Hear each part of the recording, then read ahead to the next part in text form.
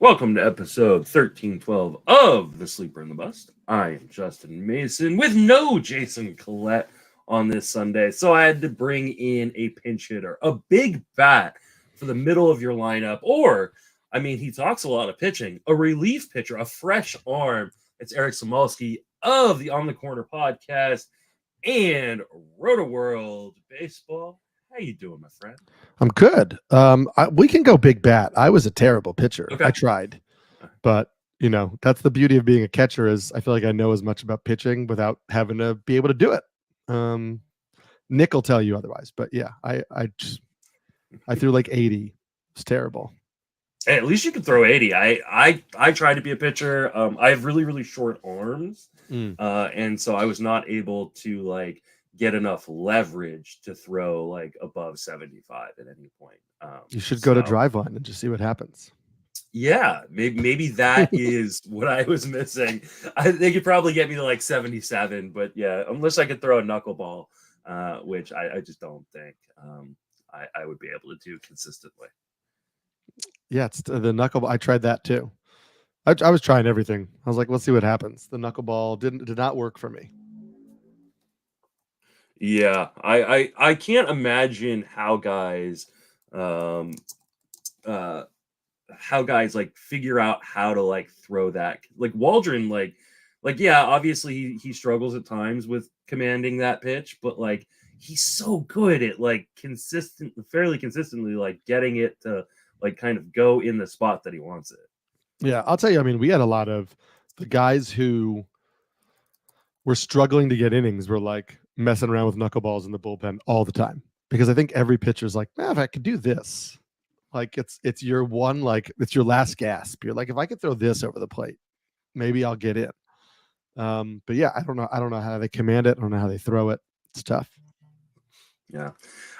For those who don't know who you are, I can't imagine at this point nobody doesn't know who you are, considering you're on an award-winning podcast.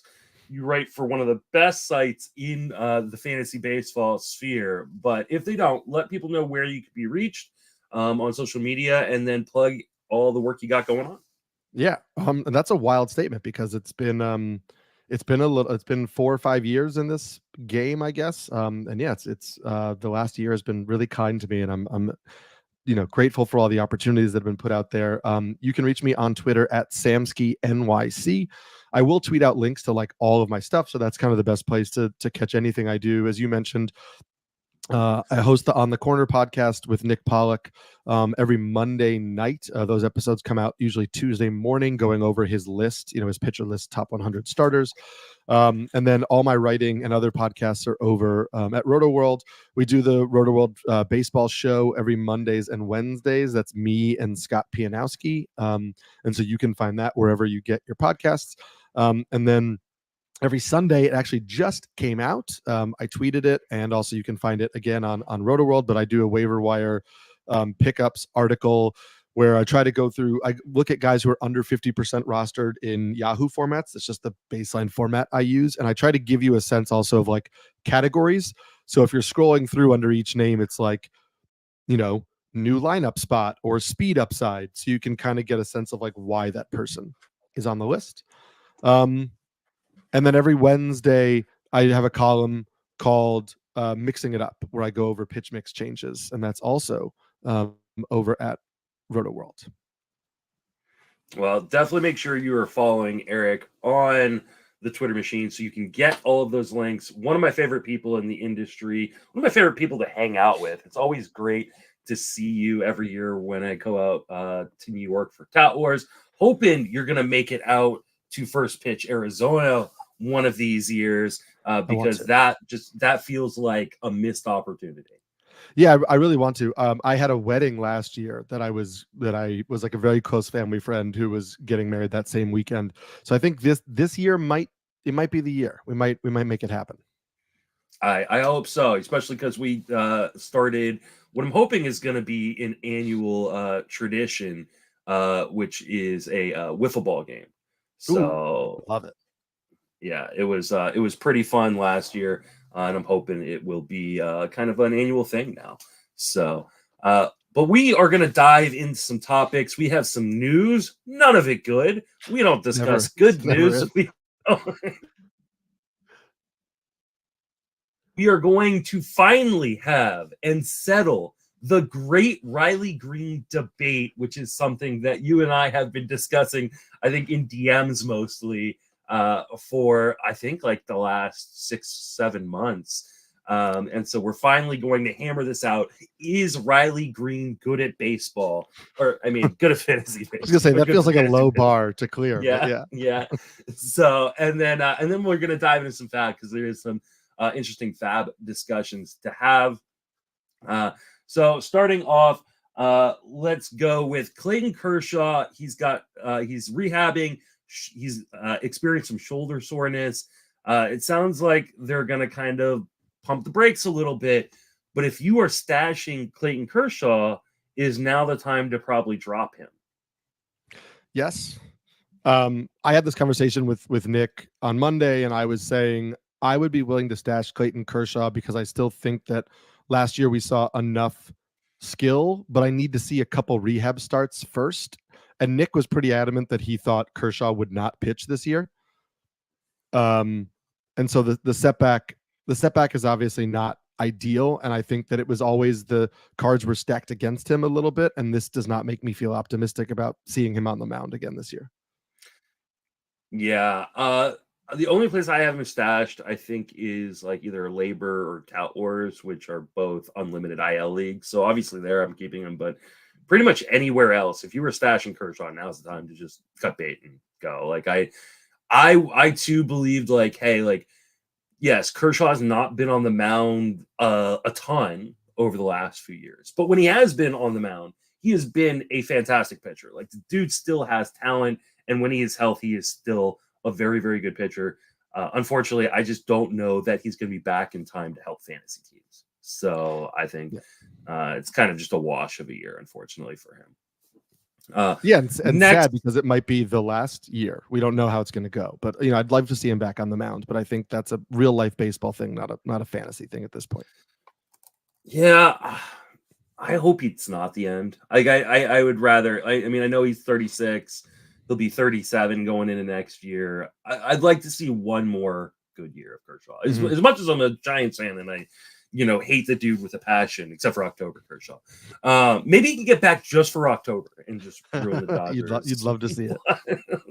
Dodgers playoffs, but yeah, I mean, he's the greatest pitcher of kind of this generation, and to me, like, I would hate to see it end kind of this way, but at the end of the day, like, he's 37. I just don't know that we can count on him ever making it back. You're probably right in that regard. Yeah. Patrick Sandoval goes to the IL with an elbow strain. Is this an easy cut for you? Yes. It wasn't particularly coming together for him this year. I mean, I know in his last few starts, he was like a low 4s ERA, but that was, an improvement from what we'd seen before. Team context is not good. So it wasn't like you were holding on to him because he was on a good team and can sneak some wins. And so, yeah, I don't think that you're going to kick yourself if he comes back in, 6 weeks, 4 to 6 weeks and pitches well to close the season on somebody else's team. I just don't think it's going to be at that level. And then just elbow strains, man, you never know.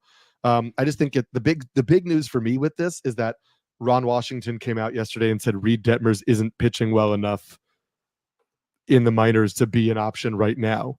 And I think he has like 14 strikeouts in his last 12 innings. And like, it just seems like they're messing him around. And I don't know who the Angels are going to put in the rotation, but it's not particularly interesting to me overall.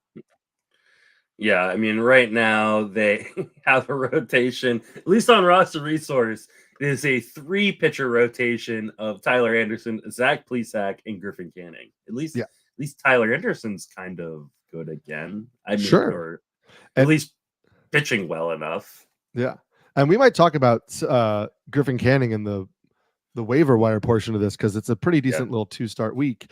And then I see another name on the list we'll get to later, so I'll hold off. Yeah. All right. Let's the next one. we have Brandon Lau has a broken pinky. I haven't seen yet if he's going to hit the IL or if he's going to try to play through it. Would you be holding on to Brandon Lau? I am. I think it's a broken pinky toe, by the way. Oh, okay. And they have said he is not going to go on the IL. Okay. He's walking gingerly, but his plan is to play through it. The reason why I'm willing to hold, again, understanding I'm not getting a high batting average, so if I needed power and a guy who is hitting at the top of the Rays order, which could be decent for runs, RBIs, etc. They have played a string of righties recently. However, before that string, he actually played a couple games versus left-handed pitching.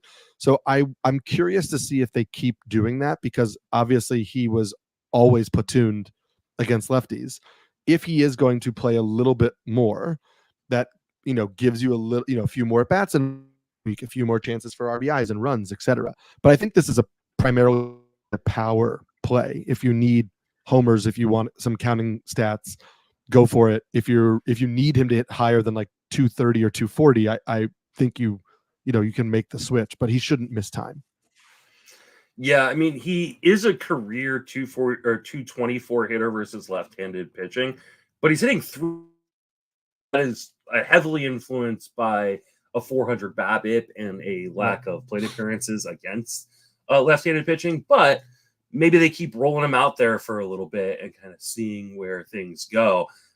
Yeah, I'm holding on to him because, I mean, obviously, if you have Brandon Lau on your roster, it's because you probably need power, and power is not easy to come by this year. He's got 5 home runs in 35 games, so hopefully, the toe isn't an issue. Yep. I saw it late last night and I thought it was his actual pinky and not his pinky toe when I saw the report. Next on the docket, and this is one that you told me about when we jumped on, that Nolan Arenado is getting an injection in his forearm. This doesn't sound good. What did you see about this? And then where are you at with Arenado? Because he has been pretty disappointing, at least from a power sense this year.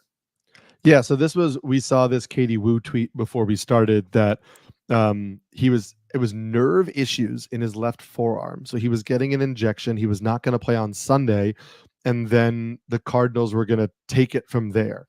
But at any time I see nerves, it makes me mildly uncomfortable, because so much of baseball is about grip strength, and all of that. And so in particular, as a hitter, as a right-handed hitter with your left forearm, like that bottom hand is really important in terms of, like, the more of your tight grip and really kind of getting the handle of the bat through the zone. And so if he can't effectively grip the bat because of that nerve issue, like, I think they would probably just send him to the IL until he's fully healthy. So I'm a little concerned, but the problem with Arenado is, like, can I really drop him? Like, I know he hasn't been great. I understand that, but he's still continuing to play every day in a lineup that is getting better. Hitting 260 with 6 home runs is not good, but if you're in a deeper league, it's not killing you. He's still not striking out a lot. He's still, putting the bat on the ball. There's no power. But also, like, I'm looking at third base right now in a lot of leagues, and I don't see a ton of options. So I wouldn't be cutting him just to do it. If you had somebody out there that seemed like a great option, I could see it. I just don't know who that option would be.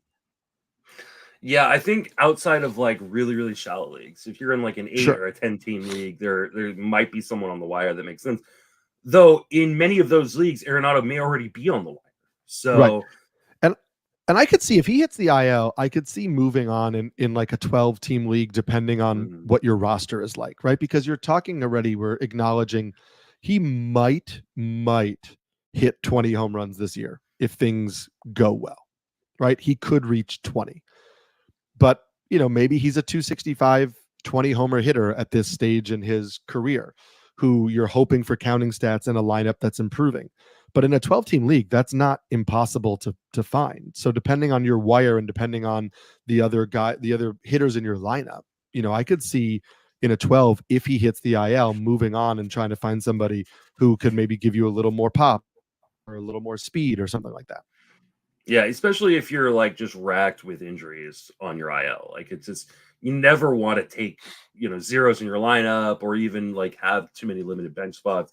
So I don't have a problem, especially if they're already talking about an injection. Like these don't often like help out like for very long at least. So I'm not super enthused by this. This is a bummer for me. He's I think my third baseman of main event. So I'm not loving this, but yeah, I think just kind of take it kind of day by day what happens. But if he does it the IL, I think especially in the shallower leagues, I think he can probably move on to someone else. And then Orvels Martinez, top prospect of the Blue Jays, who just got called up. He's going to the suspended list. He has been suspended for 80 games for performance-enhancing drugs. I have yet to see what the drug is that he was popped for, but I mean, obviously you're dropping him in a redraft league. Does this affect your long-term outlook on him at all? No. It's the drug was like clomiphene is the banned substance, and what he put out a message and was basically like he and his girlfriend are trying to get pregnant, and so he's taking fertility medicine, and they found that the fertility pill he was taking had traces of this substance that the doctors told him were not in there. I'm not a doctor, cannot speak to the validity of that statement.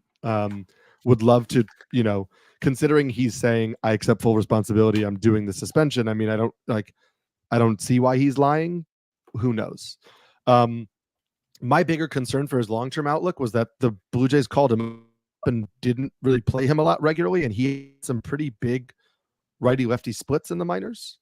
And so that might be more of a long-term issue for him, is like how well can he hit righties consistently enough to remain in the lineup every day. And maybe he's somebody who is not a full-time bat. I don't know. The power was certainly there.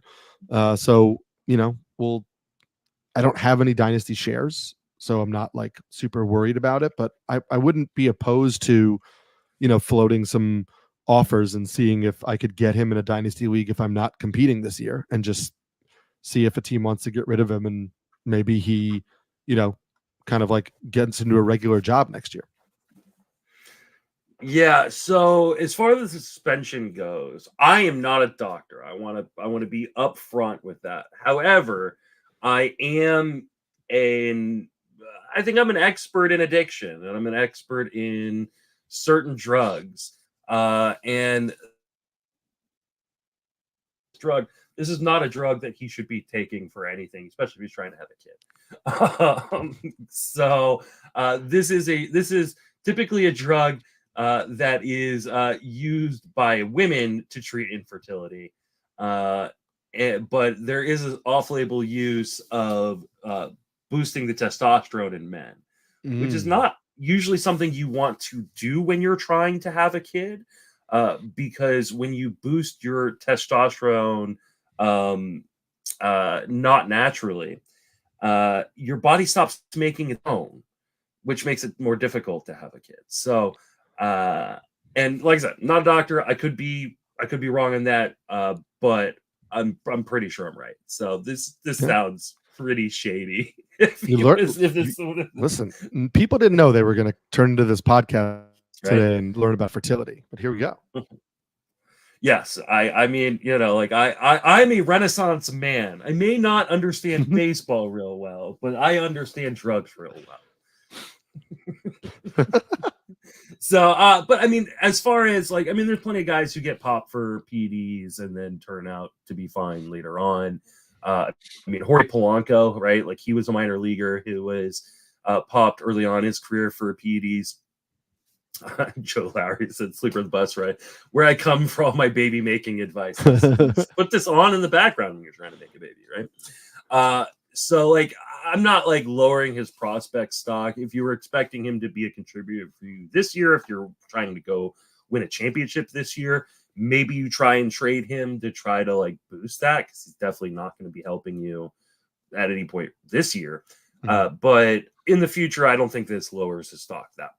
I don't think he was he probably would have gotten popped already if he'd been using a bunch previously. So hopefully this is not like a sign of things to come, and he's a little bit smarter with his decision-making process in the future. All right, so that is all the news we're going to talk about, at least in this segment. We'll talk about another piece of news in the FAAB segment because it affects FAAB.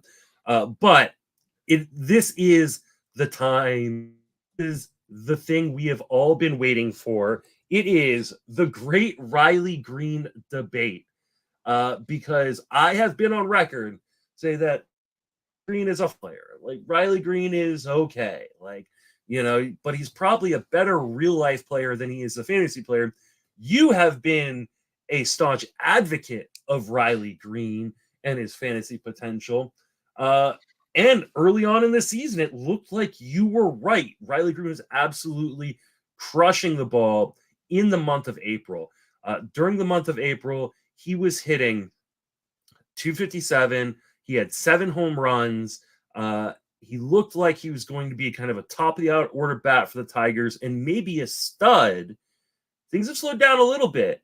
Where are you at on Riley Greene? Not in June, though. There you go. 310 in June with 4 home runs, 15 RBIs in 19 games. I mean, we're starting to pick it back up again a little bit. I will say that when I reached out to you first about the Riley Greene thing, I think you comped him to TJ Friedel and mentioned that he was kind of like a slappy hitter. And so my pushback was more just on the power and not so much like, I will admit that like what he was doing in April, I wasn't like, oh, I nailed it because I said this guy was going to be a fantasy stud. My take was more, I think he has a little bit more pop in his bat than people were giving him credit for in the preseason. 11.3% barrel rate last year with a 114.4 max EV, which was like a pretty solid. I mean, I think that was around like Seiya Suzuki, Jordan Walker territory were the names I remember from the offseason. And so I was kind of like, I think this dude has more power. I don't know that I thought that he'd be at like, he's at 14 now. I don't know that I thought he'd be at like 15 homers at the All-Star break kind of power. But I kind of believe in what he's doing again. I mean, listen, 14% barrel rate after an 11.3% barrel rate. I think he does hit the ball hard. He is hitting the ball in the air almost 10%, over 10% more this year, which obviously helps with home runs. He's very patient in the zone. His O swing is really low.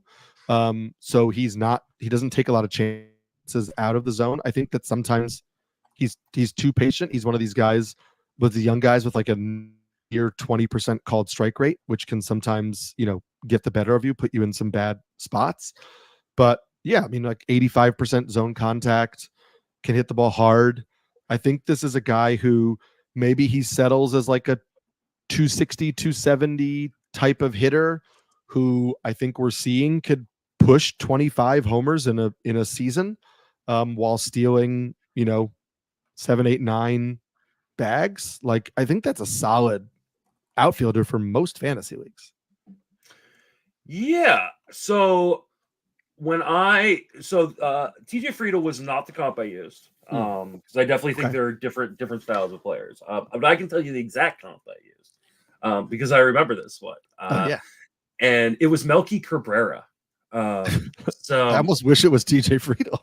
Yeah. So, but I mean, Melky Cabrera had some good years. That's true. He did. He was just never a massive power source, and I do think there is power in Greene's bat. I was just a little concerned that we weren't seeing the contact skills early on in his career that he was going to be able to unlock that on a consistent basis. So I kind of looked at him, and I actually, as you were talking, I brought up my projections for him. And I had him at 16 home runs, 8 stolen bases, and a 279 average. That is clearly way undershooting it. So I was definitely wrong. Like, I will take my L. I'm not one of those people that is going to just like continue to like stick to my guns when a guy better in zone contact skills this year. He's shown me the ability that he can barrel it up and that he's starting to unlock this power. Do I think he's ever going to turn into like a stud? that maybe some people had him kind of projected out to be during his prospect days. No, but like a guy who can hit 25 bombs and, throw in 7 to probably 10 stolen bases, especially considering this stolen base environment, with a decent batting average, like that has a ton of value.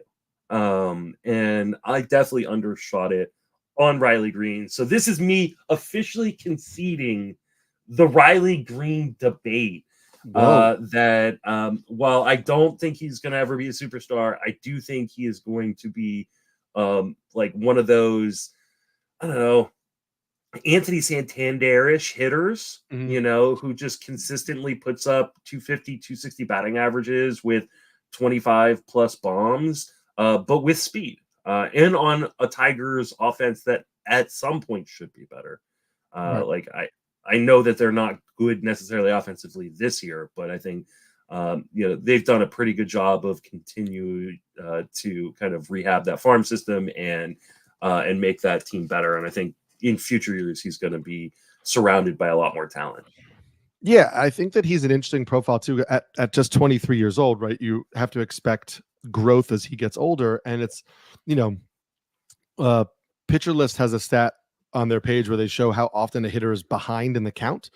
And he gets behind in the count about 14% of the time, and the league average is like 12.6, I believe.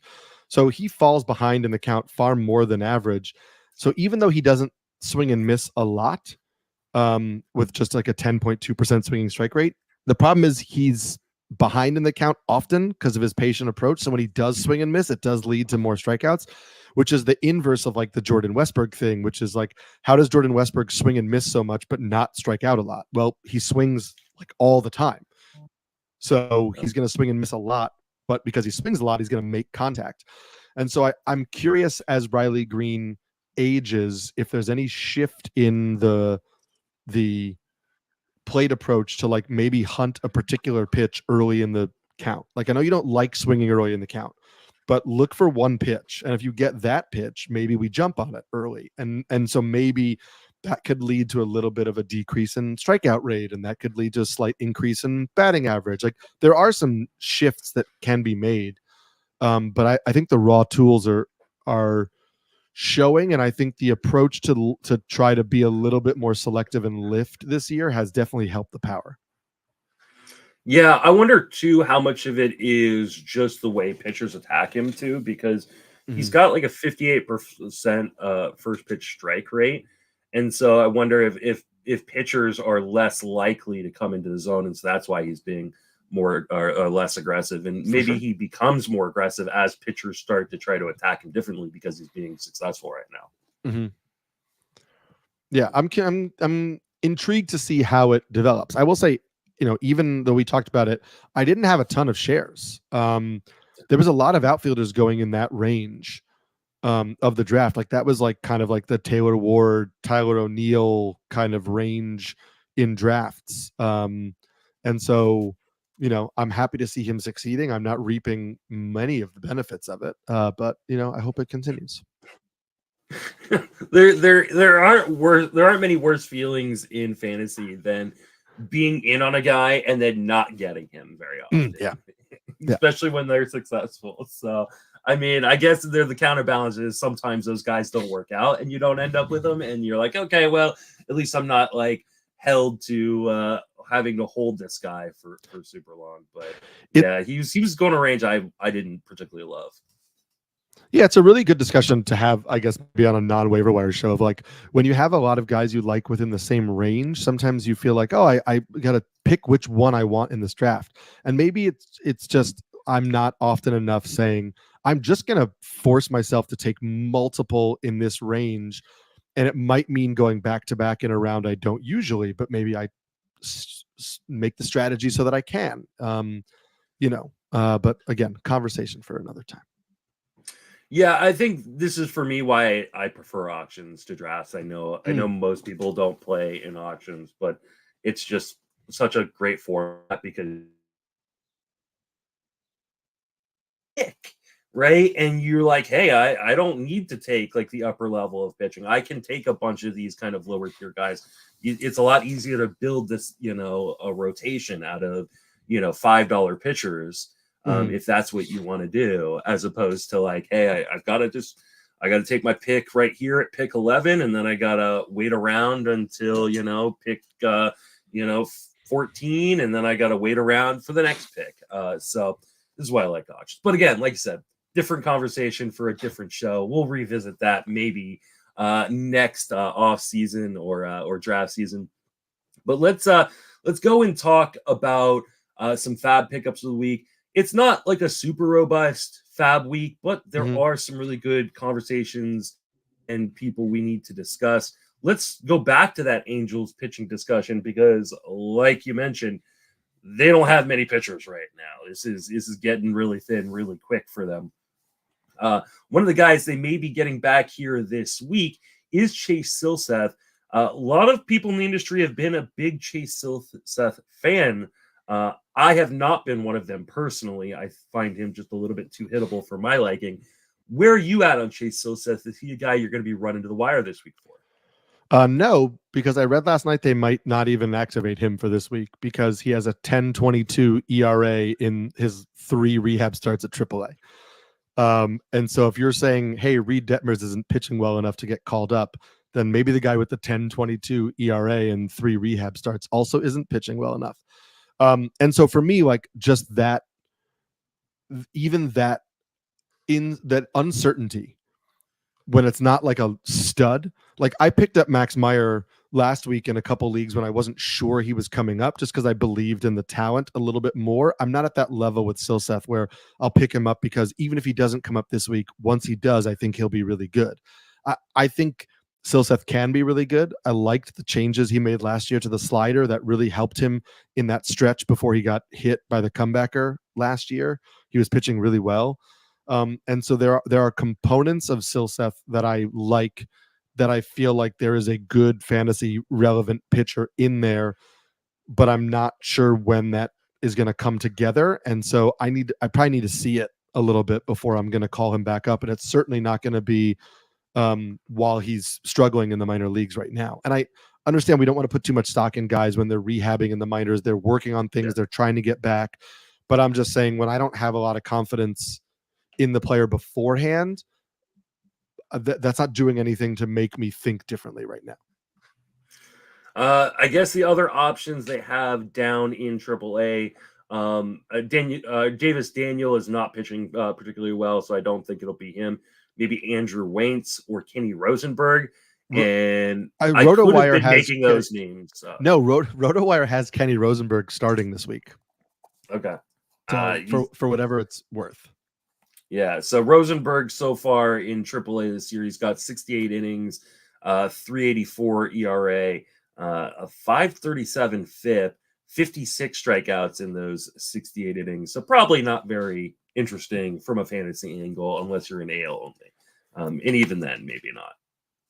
Yeah, and there's not a lot. I mean, I guess they have some interesting pitchers at AA, but I don't know that they're rushing to call these dudes up right now. So maybe that's a later down the stretch thing. But like, Caden Dana, who's like one of their top prospects, is pitching really well in 13 starts in AA. But like, I don't know that they've been aggressive in the past with guys. So who knows? But nobody I'm like stashing. It's not a team context where I'm like, I need to get this guy before he comes up. Yeah, it'll probably just be like Jose Suarez coming back after they've already DFA'd him once. So, all right, let's move over to some potential closers. Chad Greene seems like he could likely be the closer moving forward until Jordan Romano or Yimi Garcia come back from injury. Any interest in Greene? Sure, why not? I mean, I think that I don't think the Blue Jays are as good of a team as we thought that as many people thought they were going to be heading into the year. The lineup has really taken a step backwards. But, the report yesterday was that Jordan Romano experienced soreness in his elbow while playing long toss. So like his return is not imminent. So if anything, he might be out for a while. So sure, I think it's Chad Greene is interesting. I think that Jimmy Garcia is supposed to be throwing off the mound today, I believe, on Sunday, which I think will give us a little bit more of an indication of like when he might be coming back. I also, if you're in a really deep league, like I don't mind a little small stash on Nate Pearson, who I think everybody always said when he was coming up, this dude is going to be a reliever. But I think the thought was that he could be a pretty good reliever. And so, if Jimmy Garcia doesn't feel good when he throws, and it's not like he's coming back this week, I don't think it'd be crazy to see, Chad Greene, Nate Pearson, Genesis Cabrera kind of like mix and match in there. The comp I remember coming up on Nate Pearson, because I was fairly new in the industry when he was kind of a top tier prospect, was a right-handed Clayton Kershaw. And I remember being like, that feels unnecessarily high. But he also threw like 100, he threw like 98, 100, and his breaking stuff was like inconsistent. It feels like a stretch comparison for sure. Yeah, it was like I was like, I don't think this is right. And this was also kind of the height of like we were just starting to get more information on guys in the minor leagues, but we still really had to rely upon just like scouts going out there and doing kind of the Lord's work in terms of like watching these guys. And so we took a lot of the stuff scouts said for granted, because we didn't get, we didn't have StatCast data back then, right? And stuff like that. So, but yeah, this is why like the term like there's no such thing as a pitching prospect was developed, because guys like Nate Pearson, just never seemed to pan out. He's got such good stuff. I mean, he would be a fantastic closer if that's what they wanted to go with. I do tend to think it will be Chad Greene kind of leading the pack, if for no other reason than to build up his trade value for the trade deadline. Because it seems like the Blue Jays are more than likely going to be sellers. They're 35 and 41 at this point, 15 and a half games behind the Yankees. That is insane at this point in the season to be that far back in the division. And it's not like they are that far, or they're not much closer to like a wild card spot or anything like that. So, I mean, the Orioles are, still 14 games above the Blue Jays. So Blue Jays are going to be sellers. I think they pump up Chad Greene's value. If you're looking for a long-term stash, I think Pearson makes sense, because if, Garcia, even comes back, he could be a trade candidate as well. And they could trade Greene and Garcia at the deadline, and then Pearson could be the guy. But if you're not willing to wait until August 1st, then I think Pearson probably stay on your waiver wire for at least a few more weeks, maybe even a full month. So, next guy is a bit of bad news. David Bednar is hitting the IL, which is a huge bummer for those of us highly invested in David Bednar. But Aroldis Chapman is gonna be the closer, it seems. Though Uncle Ted screaming in the chat at the beginning of the podcast saying, "Colin Holderman now." Now that Bednar is on the IL. Do you think it's Chapman? Do you think it's Holderman? Do you think it's a committee? I think it's Chapman. I think it's Chapman. I think they've used Chapman in ways that suggest that it's Chapman. I think they like using Holderman in those like high leverage situations, 7th inning, 8th inning, etc., to get those key outs. I think the fact that Chapman has done this in the past, that was why they brought him in. And then also to your same exact point that you just made on Chad Greene, like, yes, I guess because it's the NL, the Pirates are technically in playoff contention at 2 games under 500, because the wild card is an absolute cluster right now.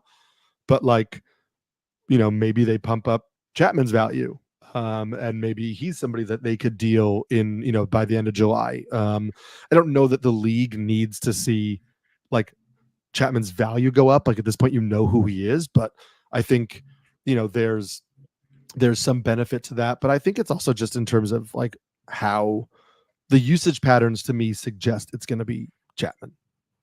Yeah, he got the save last night. Holderman came in and got the hold. So I think it seems pretty clear cut that Chapman will be the guy. Maybe Holderman gets, some matchup saves being the right hander.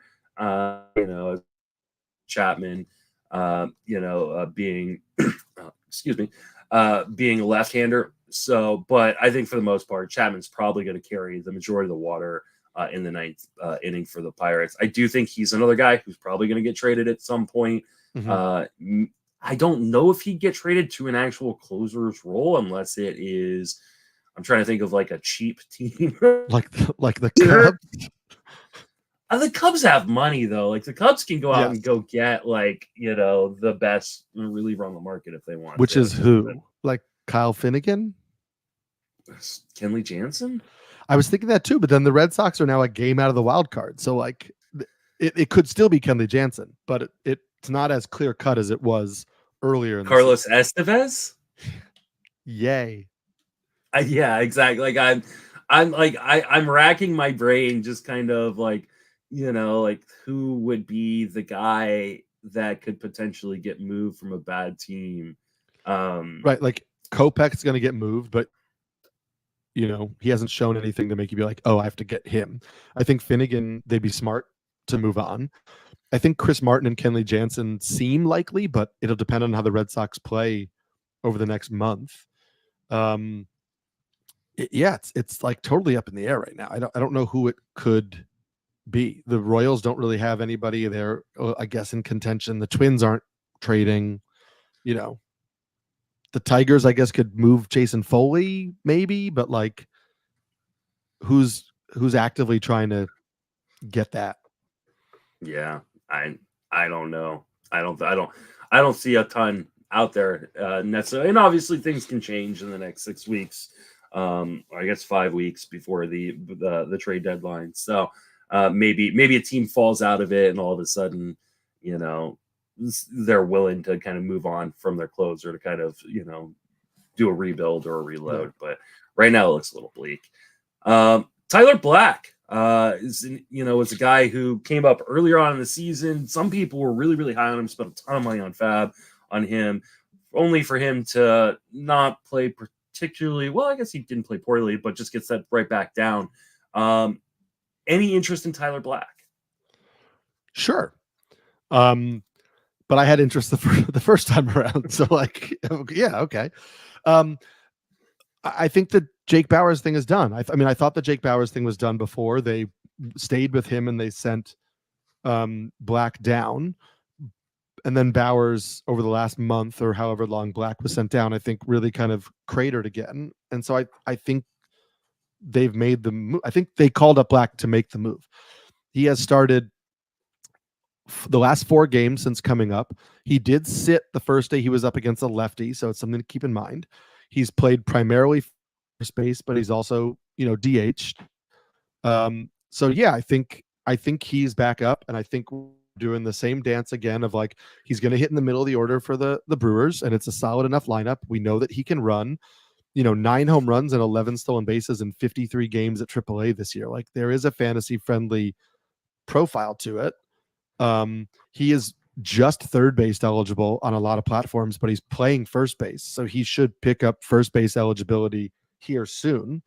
And so yeah, if I'm willing to dive back in, I just don't think they call him up unless they're trying to play him.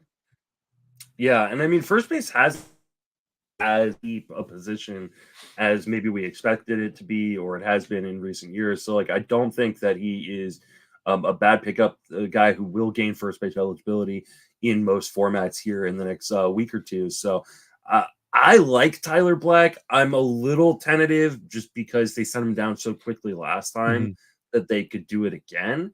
But this is a good lineup. And right. I mean, like, you can get power and speed. I know the batting average hasn't been good as of yet, but he's been 89% zone contact. Like, that's indicative to me of a guy who's going to pick it up here at some point if you're putting the bat on the ball that often.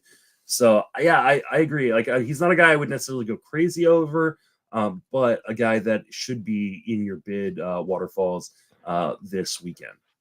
Yeah, I'm putting it like, I have Ryan McMahon as my starting third baseman on a few teams in NFBC, and they have 5 games, and so I'll put a little bit on Black and see if I could, switch him in and out with Ryan McMahon for this first week, for the first part of the week, and when McMahon only has 2 games on the road, that type of thing. Where like I'm not going to do a crazy bid on that, and if I get him, and he's not a guy I need to start, but he's somebody who like all of a sudden he's playing every day, and I have a guy I can move in at first and third and corner, and that becomes valuable. I wanted to ask you, I know you didn't put this guy on the sheet, but yeah, it feels relevant to bring up that the Astros also recalled Joey Loperfido, and he has now started in 3 straight games since he's been called back up. And I'm curious if you're willing to go back to that, because my concern is they said he was playing more first base at AAA. Since they've called him up, he has only played the outfield.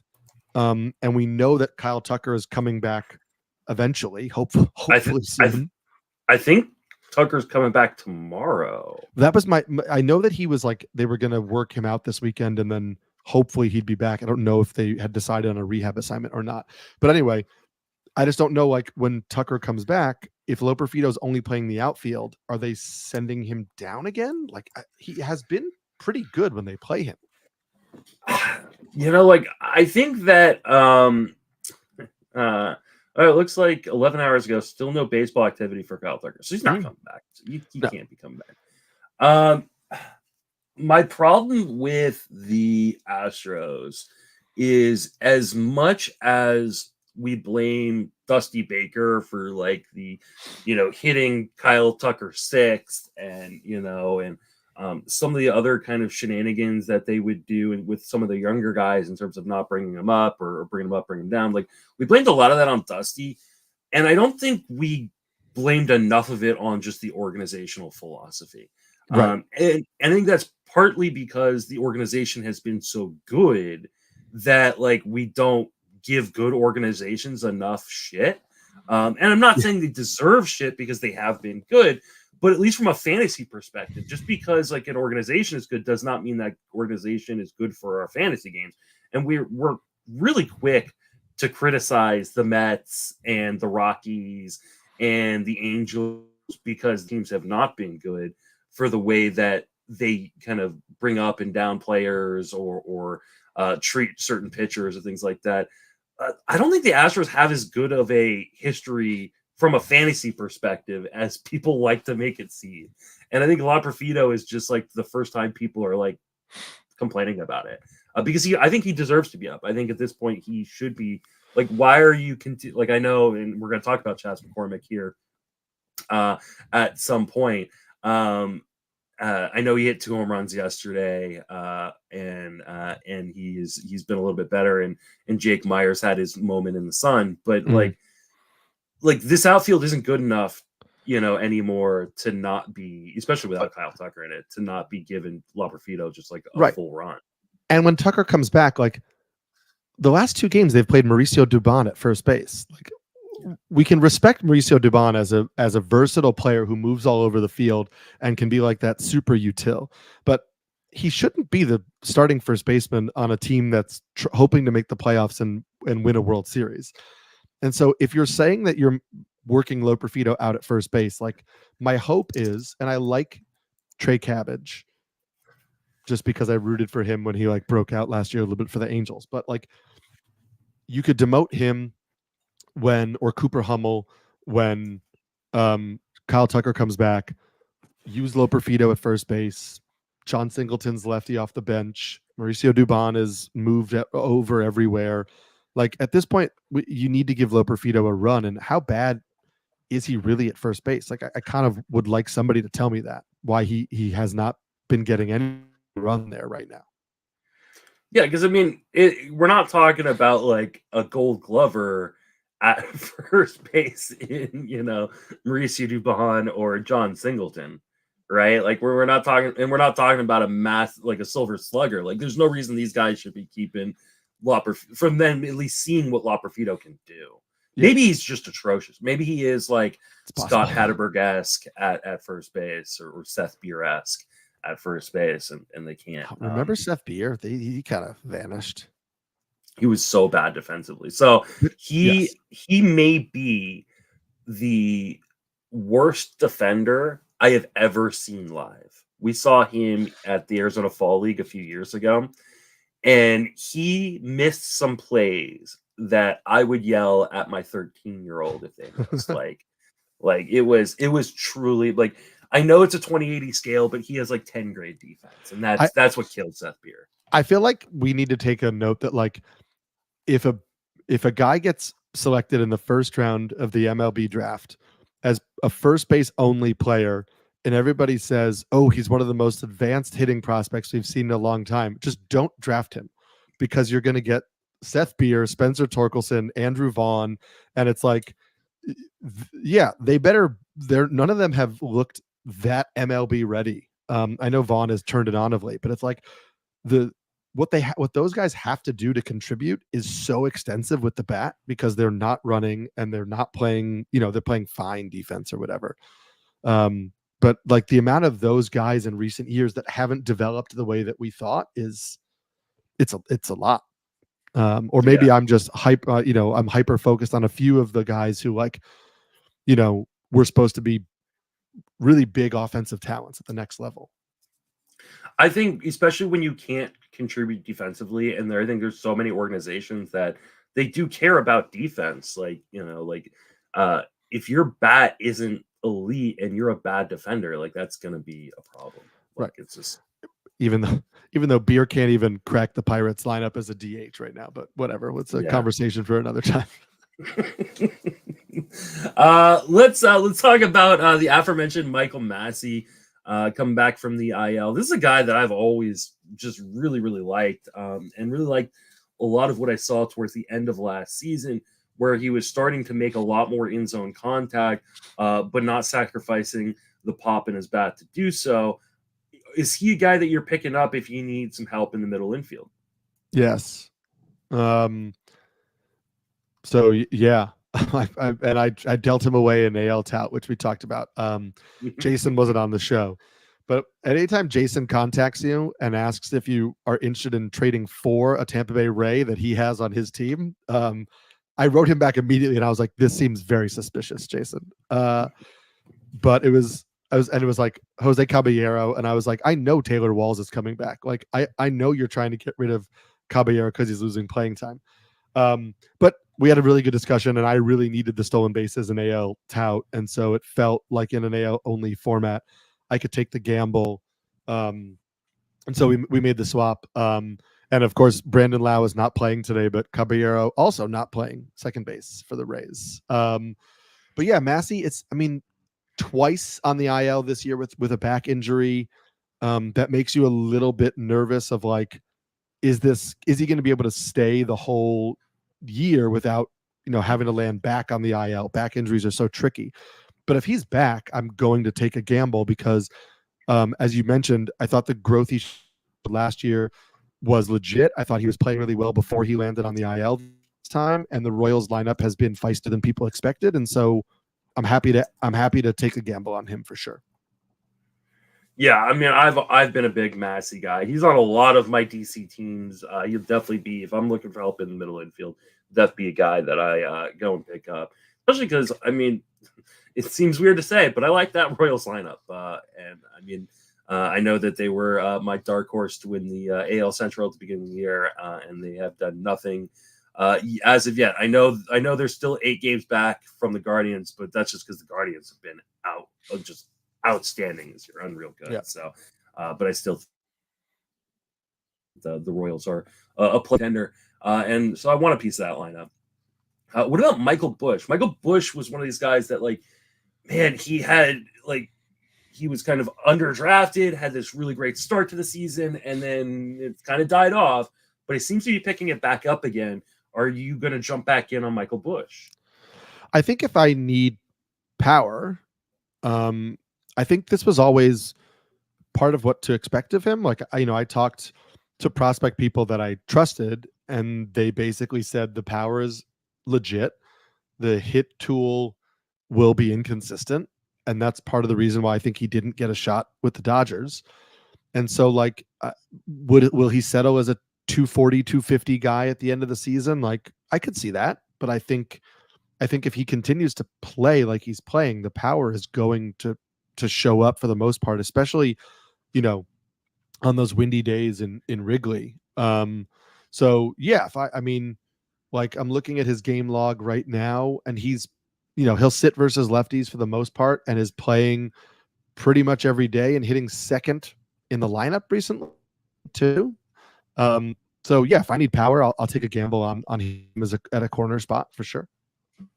Yeah, I completely agree. I mean, I love Michael Busch. I was a big proponent of him. Another one of those guys that I really, really loved coming into the year, didn't get enough shares of.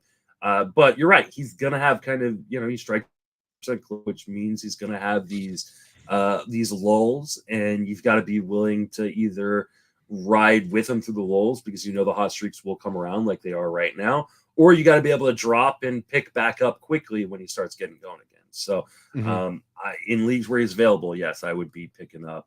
That was a interesting route Brandon Marsh tried to take on that ball. Was it a Jared Kelenic route, or was it better than that? It was. It was a double off the top of the wall, but I thought he was going to get there, and then he kind of jumped for it, and I was like, and then he realized he was not going to get there, and kind of just did a weird like crouch into the wall as he bounced off it, and the ball bounced off as well. So it was interesting. It was not a Jared Kelenic route. That's for sure. It was definitely more athletic than that, but Brandon Marsh is more athletic. So back to Busch. Yeah, Busch, especially if you need power, and I think a lot of people need power these days, right? Mm-hmm. Power is down. And especially if you drafted a guy like Nolan Arenado, who we talked about earlier in the show, you may be more in need of power than you expected to be coming into the season. What about Miguel Rojas? With Mookie Betts out for the foreseeable future, Rojas kind of is going to play a lot more at shortstop. Any interest there? Not really. I mean, I guess if I was really hurting in a deeper format, I did pick him up in one format for the early part of this week when they were in Coors. And he's going to play every day, and he's hitting like 5th, 6th in the lineup most days. So there are some RBI opportunities, but I'm not super excited by the profile. And I also just and I could totally be wrong on this, but I don't think the bottom of the Dodgers lineup is good enough that they can just keep running him out at shortstop and saying, well, we could take a plus defensive shortstop and he doesn't need to hit because we have every other spot in the lineup is filled. It's like the bottom of your lineup is Jason Hayward, Miguel Rojas, Gavin Lux, and Kevin Biggio. Like you need offense somewhere in that lineup. We need more offense. And so if Mookie Betts is going to be down for the foreseeable future, which we do expect to be the case, there is a move coming. I don't know if it's going to be for Rojas at second, or for Biggio at third, or for Lux at, for Rojas at short, or Lux at second. But I don't know. It's not exciting, and I don't think the leash is as long as maybe it might appear to be. And so I'd have to really be in a bind. Yeah. I mean, I think they're only getting away with this because they've got an 8-game lead in the division. They just, like I said, the back half of that Dodgers lineup is not particularly good. It's just the front half is so effing good that it's they're able to kind of survive it. So, I'm not a big Rojas fan. I think outside of deeper leagues, it really doesn't. There's just not enough juice. There's not enough power. There's not enough stolen bases in order to make up for kind of the lack of production elsewhere. So, what about Brandon Drury? He's come back off the IL. He's going to be a regular fixture in that Angels lineup. Hasn't been good so far this year, but it's only 120 plate appearances, 1 home run in 173.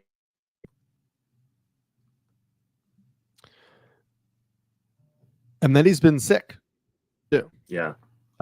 He's been out of the lineup with an illness. I think I'd take it seems so dumb to say when I'm looking at his stats that I would take Drury over Miguel Rojas if I needed a middle infielder. But I think I would take Drury over Miguel Rojas if I needed a middle infielder right now. And I guess maybe if I needed power more than anything. But we've talked about how most teams need power. I know it hasn't been there for Drury this year, but the last 2 years have been good. And I'm trying not to overreact to 30 games at the beginning of the season. Now, if I know the Angels are like floating Taylor Ward in trades, or maybe they'll trade Joe Adele, or like we don't know what the lineup is going to look like. But I still think like, Drury's not swinging and missing a lot. The strikeout rate is good. I am trying to evaluate him as I evaluated him in the preseason, and make my waiver decisions based on that. Now they haven't put out a lineup yet for Sunday, so I don't know if he's actually playing, but I just need to see, like, he's missed 3 games in a row with this illness, and I kind of want to see like what's going on. But so that's something I'll be checking as the day goes on. Yeah, I definitely want to kind of keep an eye on that before FAAB runs tonight and see if we get an update. He's, especially someone I could probably get really, really cheap in a deeper league.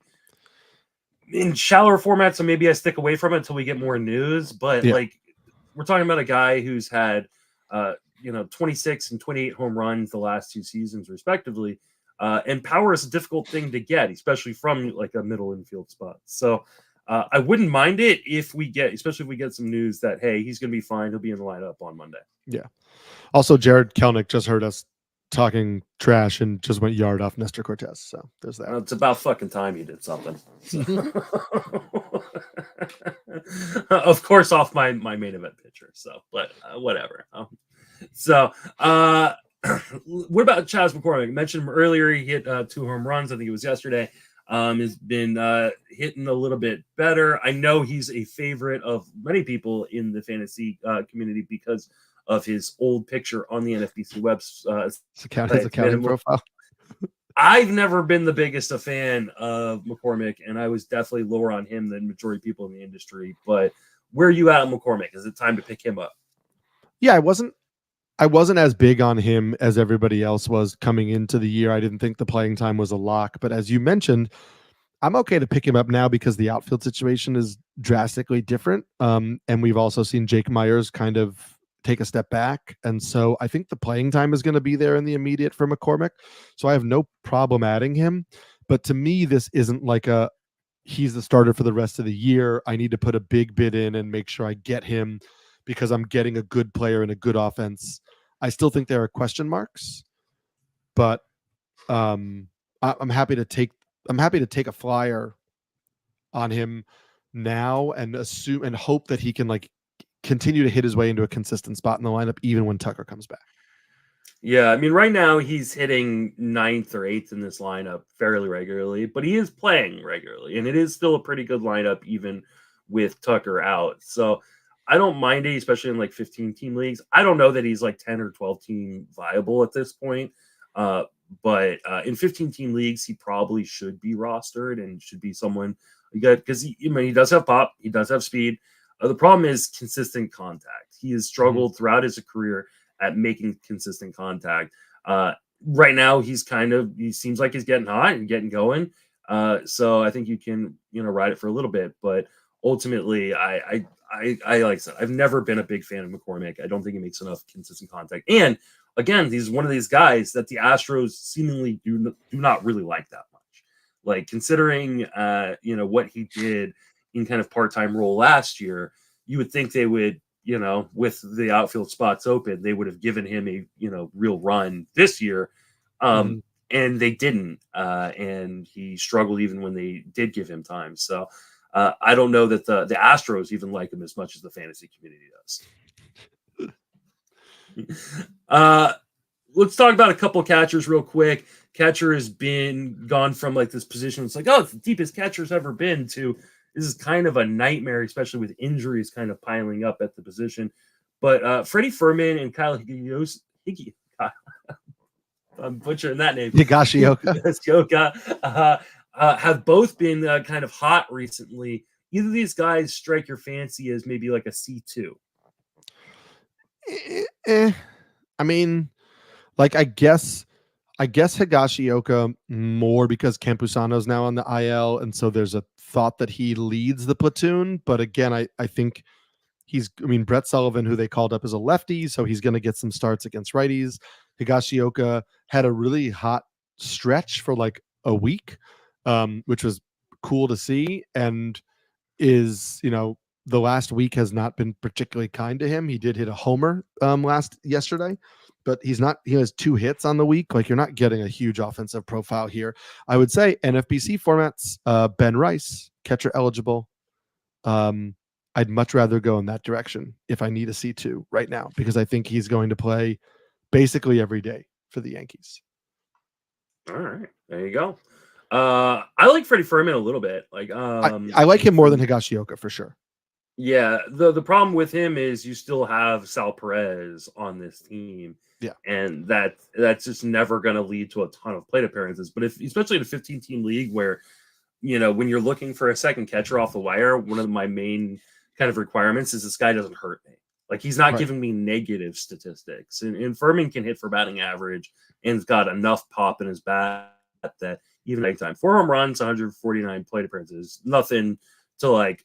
Nothing's going to help you win your league, but it's not hurting you when it's coming with a 280 batting average. Right, and that's why I like Ben Rice, because I think you're getting the playing time. He started again today against Max Fried. He started against 3 of the 4 lefties the Yankees have faced since he's been called up. And as a left-handed hitter, that was something people thought he was going to be on the bench against lefties. I think his plate discipline is good, so that I don't know if the batting average will be great, but I don't think he'll hit like below 240 at the MLB level. And he's got the power from the left side to supply home runs at Yankee Stadium.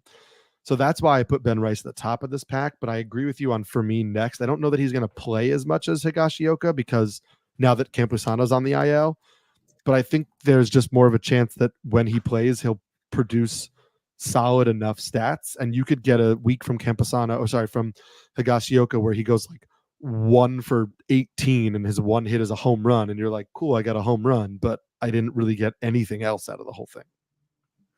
Well, the only problem with Ben Rice, because I do agree that he is an interesting guy, especially if he is catcher eligible in leagues. My main issue is something that you brought to my attention while we were recording, which is that the New York Yankees have traded for JD Davis. Is that going to kill Ben Rice's playing time? So I don't believe so. And I am in a home league with some diehard Yankee fans. And they like live and breathe every game. And they think that he was acquired primarily to play third, but to do so in platoon. So that the move obviously is that Stanton went on the IL with a hamstring injury. And so their belief is we'll see a lot of Trent Grisham against righties, because obviously Grisham is a left-handed hitter. And so Grisham can play and Judge can slide to DH against righties is like the most immediate and obvious switch. And then you'd get JD Davis working in at third base with LeMahieu and Oswaldo Cabrera. And then he could start at first, he could DH, but that you'll see Davis primarily at third. And I think I kind of agree with that. Like maybe Ben Rice loses a couple starts here or there against lefties to JD Davis at first base. But I don't know that JD Davis is the answer, or that the Yankees brought him in to be the answer. The Yankees, historically speaking, have not been aggressive in promoting their prospects the way that they, called up Ben Rice after he was like really just called up to AAA. And so I think that suggests a belief in him, as does playing him continuously against lefties, even though he is a left-handed hitter, shows a belief in him that I think he would need to face plant over a few weeks, not just like immediately, before they were to switch to JD Davis, who really like wasn't even that good for the A's. Like, I think he's just kind of like a solid bench bat who can move around, which to me is like, they really don't like Oswald Peraza is what I'm seeing, because they called him up today, but like, who's going to be sent down when they bring in JD Davis? Like, wouldn't it be the guy they literally just called up who still has an option left? Yep. So he just goes back down. Yeah. I think you're probably right. I think Davis is a guy who can kind of just give them a little bit of infield depth. And Peraza probably goes right back down. So because LeMahieu has been like really bad. Yeah. So how many more years do they have on him? Yeah, I don't know. Too many. But I think JD Davis is more of a threat to LeMahieu than anybody. They have 2 more years after this one. So 25 and 26 at $15 million a pop. So that's brutal. Yeah, no, I don't think Davis is a guy that I'm necessarily, unless I think for this week I'm probably not picking him up unless I'm just like taking a dollar spec in a 15-team league, just because he's now on the Yankees. But ultimately, I'm more kind of waiting to see what the playing time situation shakes out at. But yeah, I think Ben Rice might be the best call of the day right there. So, all right, that is going to wrap us up for this episode. Eric, thank you so much for joining me. Thanks for having me. It's always a blast to be on this one. This was like my GOAT podcast, listening to podcasts. And so we talked before the show about how like there's so many really good podcasts and it's really hard to consume all the content you want to. But I do, in particular, these shows that you do with Jason. And then, I love when you and Paul go through like the June hot hitters and the pitchers and like really kind of break down what's for real or not. I always have this one on the download. So I'm happy to be a part of it. It's always a pleasure to talk to you, my friend. Remind everybody where you can reach on social media, plug anything you got going on. Sure. So today, if you're listening to this before waivers run, go to my Twitter account at Samulski NYC or go to the NBC Sports Roto World page for my waiver piece that ran today. I will tweet out everything on at Samulski NYC on Twitter, and then every Wednesday morning I do mixing it up where I look at pitch mix changes. And every Thursday, there's an add drop hold video that comes out where I tell you one player to add, one player to drop, one player to hold, stuff like that. Where, sometimes we hit, like we were talking about David Hamilton weeks ago. Other times we don't hit, where I, tell you to like drop Jorge Soler and he has a hot week or something like that. So you can't get them all right. You know what I mean? No, you're definitely not going to get them all right. And I appreciate you being like me and being willing to just own up to it when you're not right, like me on Riley Greene, apparently. So I think you got to, because like if people are trying to read our content and consume our content and we can't admit when we mess something up, like why would they trust us when we're telling them things to do? Like they have to trust that I'm somebody who's going to say, hey, I got this one wrong, but like here's the things I think I'm getting right, or here's why I got that wrong, but we can try to like, hammer in on the process a little bit. Like, this isn't a Fantasy Pros thing where we get like graded on the accuracy of all of our calls. Like we're going to screw some up. It happens. Well, and I mean, let's be honest. The people are going to let us know. Like people don't forget. Like I honestly am baffled, but also a little impressed by some people who refuse to admit when they're wrong, because I know like when I'm wrong, and I'm one of those people that totally fine admitting when I'm wrong. Dude, I get screenshots. I have like people will screen record, me saying like just an insane. I mean, I've got T-shirts about Chris Stratton being an ace. Like, there's like, I just feel like in this day and age, you can't run from your mistakes. You got to just own up to it and hope that you're going to have more better calls. Yeah, I'm not at your level yet, so I don't get those, but maybe one day. But that's why I did the first edition of this article where I like went through my fantasy teams after the first third of the season, and I'm going to update it when the season is 2/3 done, which is just like, these are how the majority of my teams are doing. These are the things I got right. These are the things I screwed up. I think it's a valuable process for me to go through my teams and look through that. And I have gotten feedback that it's valuable for other people to see like where do we all go wrong, because the decisions are similar, right? Just because I write about fantasy for a living doesn't mean I'm not facing similar decisions. And maybe I made the same choice as somebody, maybe I made the opposite choice, and like why and how did it come out, and what do we go from here to, is like the leagues where I lost Acuna. What did I do? Why did I do that? Did it work? Did it not? And maybe I made the wrong decision, but hearing somebody talk through that can be beneficial to helping somebody else make the right decision the next time that it comes up.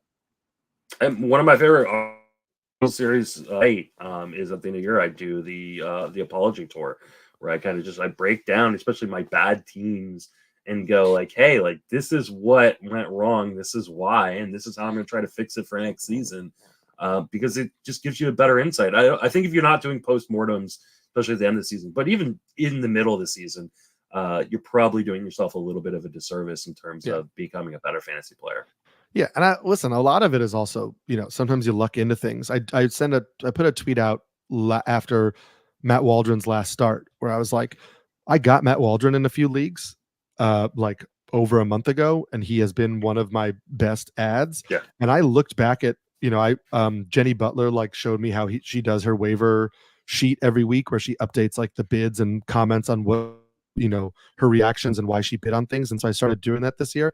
And my comment from Matt Waldron is like, in the leagues where I got him was, Matt Waldron was supposed to be a 2-start. It looks like he's not going to be a 2-start. I think I wasted some money.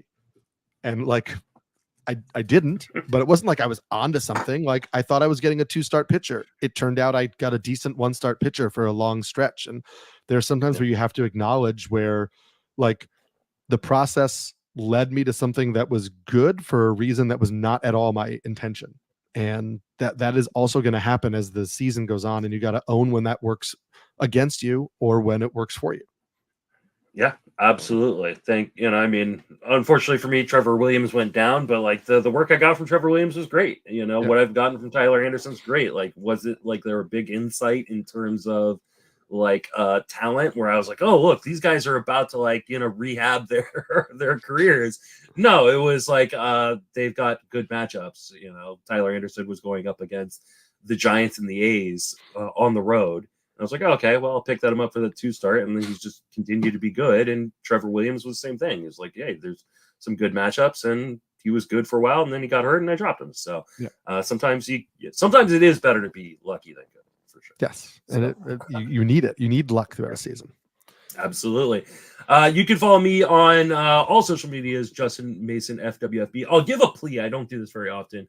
Go follow my YouTube. I'm like 80 subscribers away from 1,000. So, and that's at the point where I can start monetizing it, which would be nice. So, appreciate everybody goes and subscribes over there. I'm writing 5 days a week at Fangraphs, 3